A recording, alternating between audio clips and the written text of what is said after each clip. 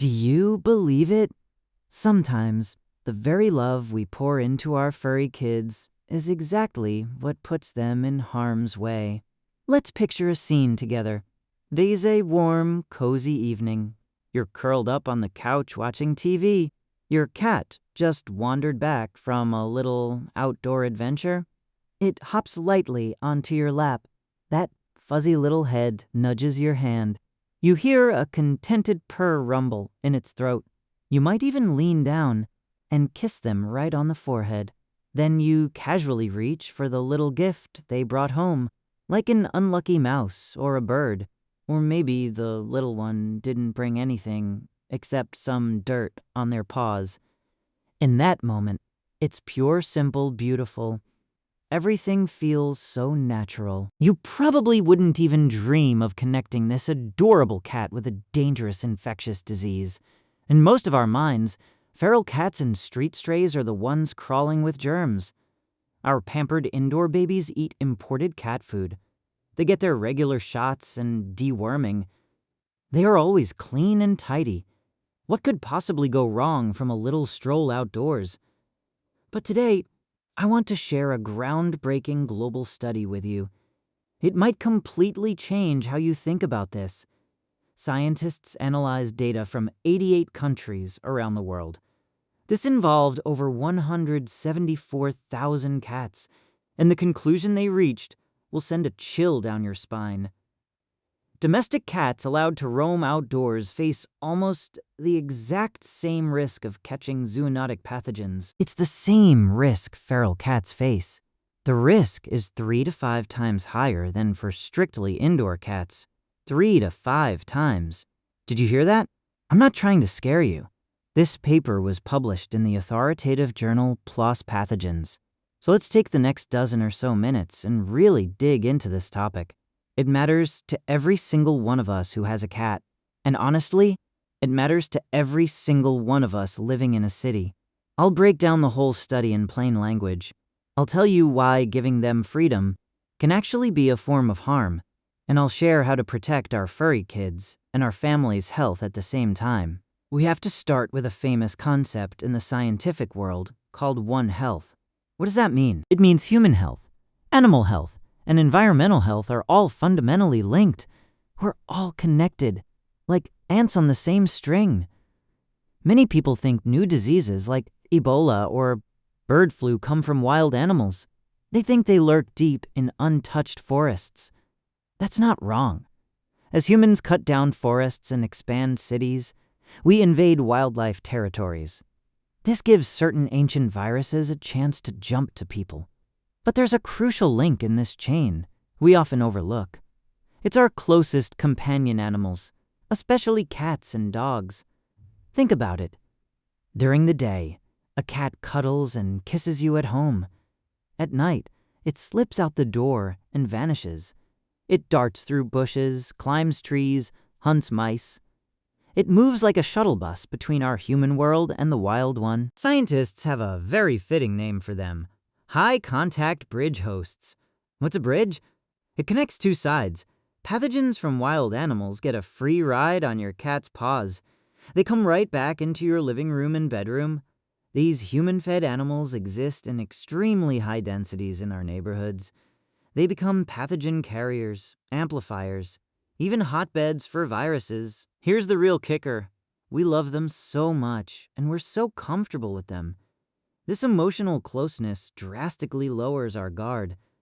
You probably wouldn't let a bat that suddenly flew into your house lick your face, but your cat, fresh from roaming outside, that's totally fine.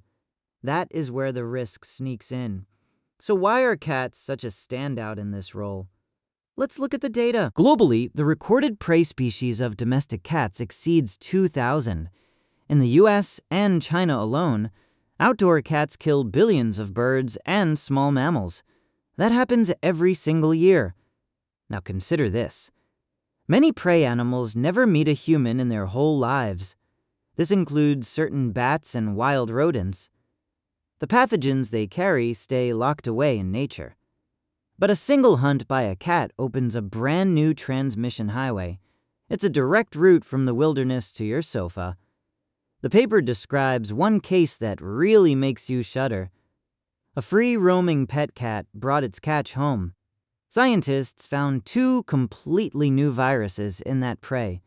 These viruses were never recorded before.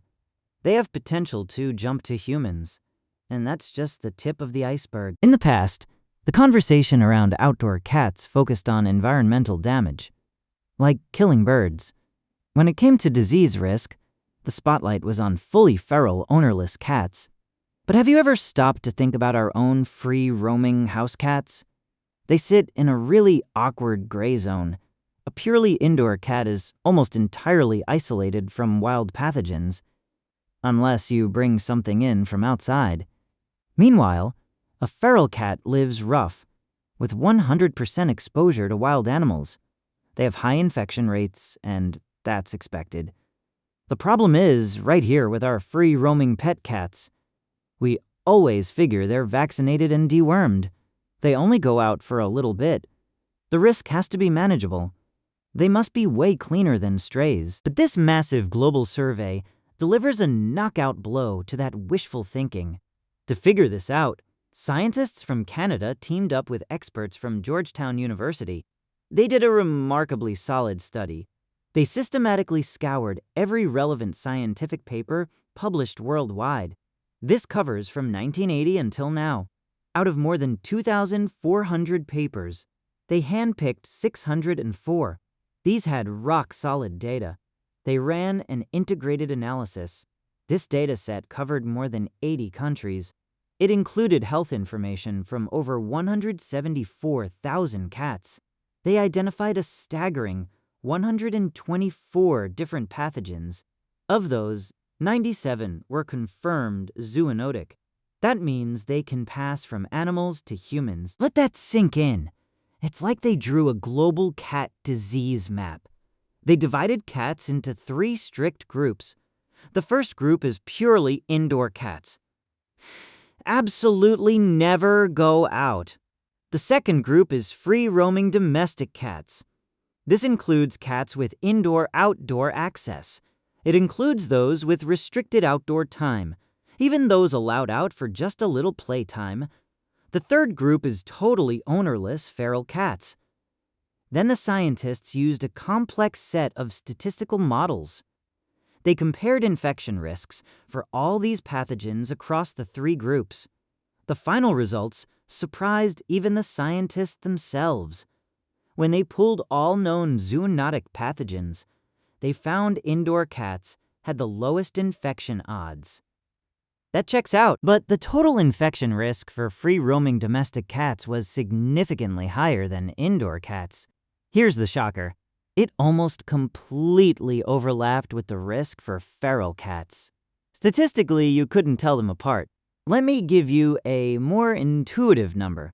Set the baseline infection risk for an indoor cat at 1. The risk for free-roaming domestic cats and feral cats is over 3 times higher, sometimes even more. For certain pathogens, like Toxoplasma gondii, the risk is even more specific. This pathogen can cause miscarriage in pregnant women and birth defects in babies. Outdoor pet cats face 3.2 times higher odds than indoor cats. Take Toxocara cati, the cat roundworm. It can burrow into human organs. It especially causes blindness in children. The odds for an outdoor pet cat are 4.89 times higher. That's nearly 5 times. Compared to feral cats, these numbers show no real statistical difference.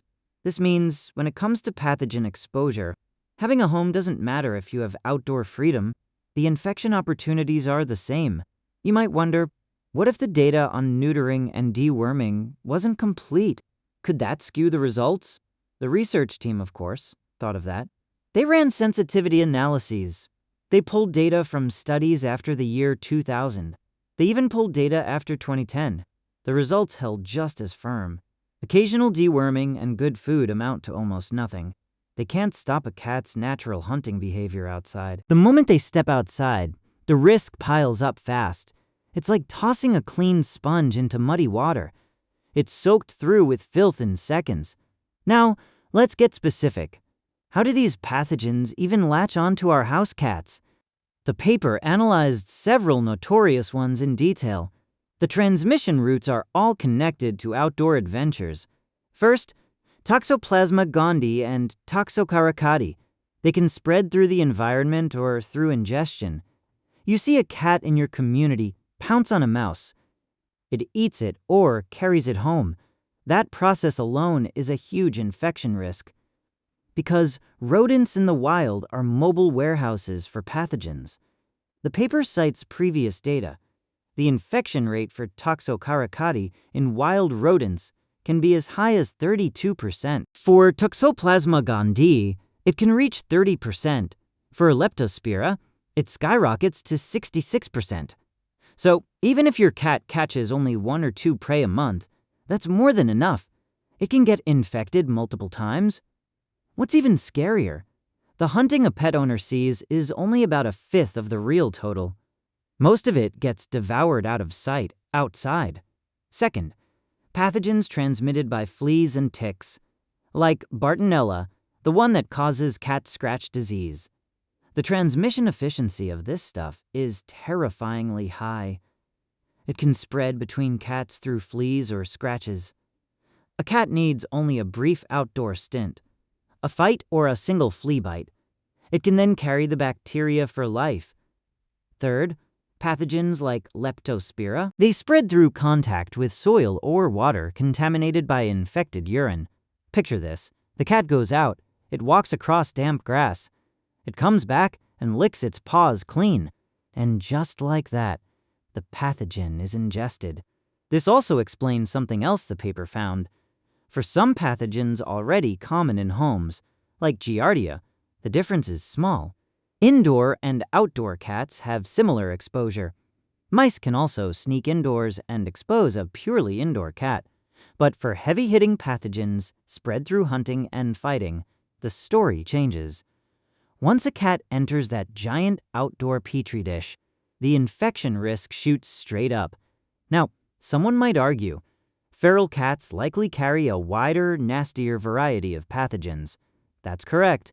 This study confirmed it. Scientists used a rarefaction curve analysis, specifically examining the types of parasites shed in feces.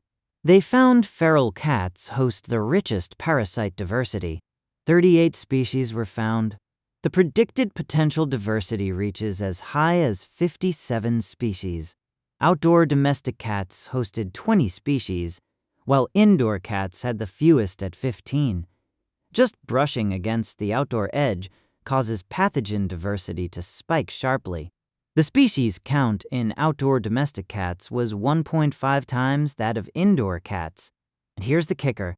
The total number of species might be a bit lower in outdoor domestic cats, but the most troublesome, dangerous, dominant pathogens, like Toxoplasma, Toxocara, and hookworms, show neck-and-neck carriage rates. Outdoor pets and ferals carry them at similar rates.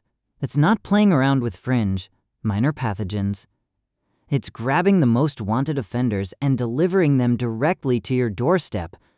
This brings us to the most crucial point, the one most directly linked to our health. Environmental exposure. Do you think the infection stops with the cat? Absolutely not. A single cat carrying Toxoplasma can shed millions of oocysts over its lifetime, even hundreds of millions. These oocysts are incredibly resilient. They don't mind heat or cold. In moist soil, they can survive for a year or even longer. The paper includes a spine-chilling estimate. In a small American town of roughly 12,000 households, free-roaming cats deposit a combined total of 77 tons of feces. That's on public land in a single year. 77 tons, sprinkled across flower beds, sandboxes, vegetable gardens. Just picture that. Every gram of feces could hide hundreds or thousands of invisible eggs. They wait for you to pick them up while gardening, or for your child to get them on their hands in the sandbox. Then they might unwittingly swallow them. This is not hypothetical. The paper provides direct evidence. Free-roaming domestic cats shed pathogens into the outdoor environment at a rate 3 to 5 times higher. That's compared to indoor cats. That shedding risk is on the same order of magnitude as feral cats. Even scarier, this contamination isn't just about an upset stomach. Scientists found over 90 different pathogens in cat feces. Shockingly, that list included the eggs of Echinococcus multilocularis. That name might sound strange. The disease it causes is called alveolar echinococcosis. It's a deadly parasitic disease that slowly eats away at the liver, like a cancer. We used to think it was mainly spread by foxes and wild dogs. Now we're discovering it can also be present in the feces of domestic cats. And those eggs are immediately infectious to humans the moment they're released. This means your house cat can act as the key courier. It brings a traditional wildlife disease right into the heart of an urban community. Beyond contaminating the environment, the cat itself can become a direct attacker. You've heard of rabies transmitted by cats, right? In the US, cats are now the most commonly reported rabid domestic animal. In some states, the risk of human rabies exposure from cats is 2.5 times higher. That's higher than from wildlife. In Colombia, cats have even become the primary source of human rabies infection. When a rabid cat bites you, public health records rarely trace its lifestyle in detail. Even if it drops a rabid bat on your doorstep, we lose too many chances to prevent and control the risk. Letting your cat outside is like rolling a dice. You never know when it's going to land.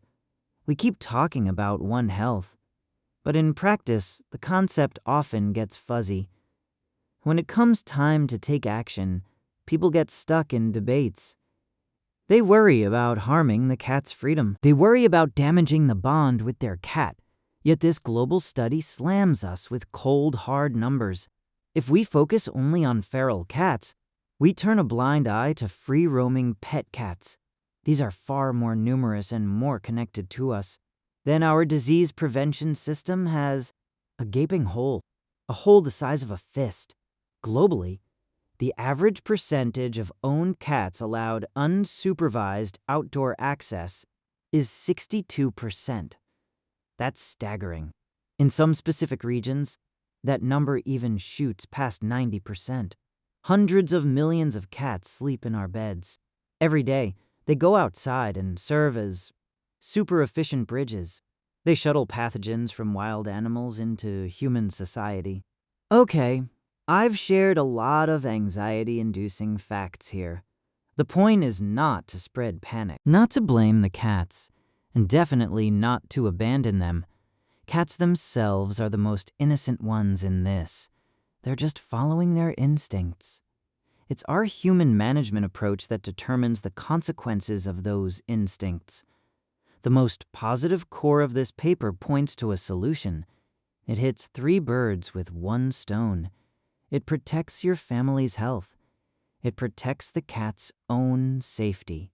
And it protects the birds and small critters outside your window. That solution is to restrict unsupervised outdoor roaming. You're not being asked to lock your cat up. You're being asked to offer a smarter kind of companionship. In the discussion section, the authors spend a good chunk of time making a sincere point. While a multi-pronged strategy is needed, restricting outdoor roaming is most impactful. It's also very practical. Why? Because vaccines and deworming only work against a few specific diseases. The coverage is way too narrow. There are over 100 diseases your cat could bring home from outside. We can't possibly vaccinate against every single one. And let's not forget, there's an endless stream of newly emerging viruses. Dewormers are useless against those new guys. Worse still, if we just feed dewormers to free-roaming cats nonstop, we might breed drug-resistant superparasites. And then we'd really have no medicine left. At the same time, many flea and tick treatments contain ingredients highly toxic to aquatic life. If your outdoor cat takes a bath or gets caught in the rain, those chemicals wash off. They flow into streams and lakes. This creates a whole new environmental disaster. So you see, the only truly fundamental, clean, One Health-aligned strategy is behavioral. It means physically preventing contact with diseased rodents. It means stopping them from sniffing other cats' feces and from exploring under eaves where bats roost. You might be worrying, though. Won't my cat get depressed staying inside? Won't it hurt the bond we share? The research team directly addressed this. Multiple rigorous animal welfare studies have already shown this. Unrestricted outdoor access is not a requirement for a cat's well-being. It's also not necessary for the emotional bond between a cat and a human. That is a heavy statement. It tells us that letting a cat take outdoor risks doesn't necessarily benefit its happiness. It might just satisfy our own fantasy. We think we should give it freedom. In reality, the outside world is packed with dangers. Cars, poisons, aggressive dogs, cruel humans, hostile animals. All of these are fatal threats that can end its life in an instant. An enriched indoor environment provides security and stimulation. Think vertical climbing structures, new puzzle toys rotated daily, high-quality playtime with a wand toy. This aligns far better with a companion cat's core interests. It's better than a random brawl or getting hit by a car outside. In the end, what this study brings us isn't just a bunch of cold infection odds. It feels more like a new contract presented right in front of all of us. It shows us that responsible pet ownership is undergoing a profound upgrade. Before, we thought that feeding our cat well and getting its shots made us a good owner. But now, science tells us being a qualified partner means more. It means using a window screen, an enclosed balcony, a harness and leash, or a catio. We can block that risk disguised as love. We can redraw the boundary between the human world and wild nature. Limiting your cat's roaming range is not stripping away its joy. It is you, as its guardian, building a rational firewall. This protects both your cat and your family. This is a small but monumental public health act. We, as citizens, can contribute because when every household cat stops defecating and hunting outside, our community gardens become safe havens. Children can run around carefree. Birds will chirp outside the window. Little hedgehogs will poke their heads out on the lawn at dusk. They can all peacefully coexist with us under the same roof. Please, don't underestimate this decision of yours. Because with one choice, you may silently break a virus transmission chain. Even scientists have a hard time tracking these chains. Freedom has never meant doing whatever one pleases. Real love involves shouldering the worry. It means using gentle, rational care to protect each other's health. So, starting today, try calling your cat home. Give it a sunset it can gaze at from a window. Let it drift into a peaceful dream. There's an infinite landscape in that view, too. And this is the most touching love letter we can write. To our homes, to our children, to this lovely planet. All right. Thank you for listening all the way to the end. I hope this episode gave you something valuable to think about. I'll see you next time.